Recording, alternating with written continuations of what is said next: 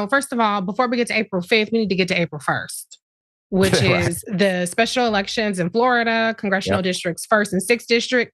I want to see if y'all with this protest energy had that same energy to talk to your brethren and sister and your old ass aunties and grandmas and mamas and peepaws and tell them to protect their Social Security and vote Democrat on those two elections. Also, Elon Musk is trying to buy the Wisconsin special election on April 1st. Louisiana has 4 constitutional amendments on the ballot in March 29th. So everybody wants to talk about protests. Everybody wants to talk about there and performing. They want the Democrats to perform. They want to get out there and perform and wave posters and wear their pink pussy hats and stuff. Get your ass out and vote.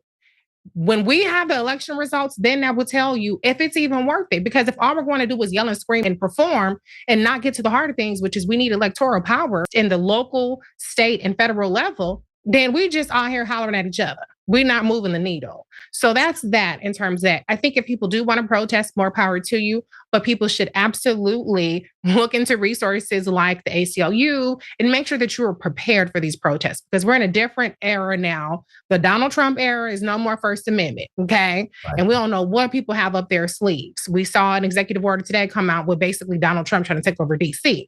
So be careful and be diligent and be safe. That's the first and foremost part. The last thing that I will say is nothing that any particular Democratic political leader will appease people because what people really want to hear is they want to hear that they can sit at home and not vote. They can sit up there and play their purity politics. They can have their red lines, allow the Republicans to get a trifecta majority in the House, overtake the Senate, win the White House, when Donald Trump has packed the Supreme Court 6-3, and not have to live under a Trump, MAGA, Elon Musk, Doge agenda. They cannot tell you that because what happens is to the winner goes the spoils. And unfortunately, the spoils is America and they spoil in record time. So nobody's going to be able to tell you what you want to hear because elections have consequences, period. So to your point, Dr. Ritchie, the power now has to come from the people. We do not have the privilege to wait until January 2027 to get a new Congress. And if we can even understand that assignment, we need to be mobilizing and putting pressure right now on the Republicans in all these states and at the federal level to change course. They are not completely united. We can do something. We have to make it uncomfortable, whether that's what we're doing with boycotts, whether that's what we're doing in terms of